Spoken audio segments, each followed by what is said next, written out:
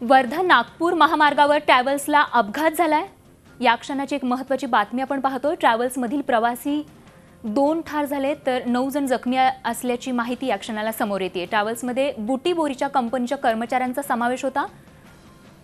Travels आणि ट्रकमध्ये ही धडक होऊन हा अपघात झाल्याची सध्या तरी माहिती समोर येते। 2 जण यामध्ये ठार झाले तर 9 जण प्रवासी जखमी असल्याची माहिती मिळते।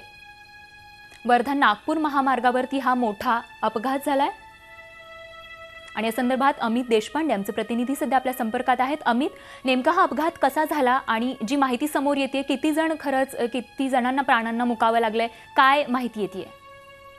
स्वाती, या अपघाताचं मुख्य कारण म्हणजे हा रस्ता जो आहे नागपूर ते वर्धा बुटीबोरीपासून हा अत्यंत खराब झालेला रस्ता आहे। जागोजागी खड्डे पडले, त्यामुळे खड्डे वाचवण्याच्या प्रयत्नामध्ये ह्या दोन्ही वाहनांचा, बसचा आणि ट्रकचा हा अपघात झालेला आहे आणि यामध्ये सध्या तरी 2 जे जण आहेत हे यामध्ये ठार झाले असून 9 जण जखमी झाल्याची माहिती मिळते।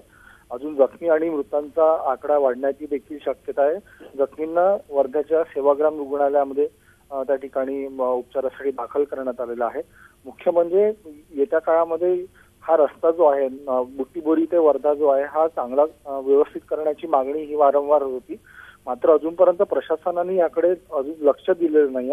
अत्यंत खराब अवस्था या रस्त्याची झाली आहे, मात्र याकडे सध्या कोणीच लक्ष द्यायला तयार नाही आहे। स्वाती, नक्कीच, तर पुन्हा एकदा आपण बघतोय की खराब रोडमुळे हा अपघात झालेला आहे। त्यामुळे आता तरी किमान प्रशासनाने खरं तर अशा पद्धतीने रोड प्रशासनाने जाग घेतली पाहिजे, याच्यामध्ये दखल घेतली पाहिजे। अशा प्रकारे रोडच्या खराब कामांमुळे अपघाताचं प्रमाण वाढत असल्याचं आपल्याला प्रत्येक वेळ पाहायला मिळतं। धन्यवाद अमित, दिलेल्या या माहितीसाठी।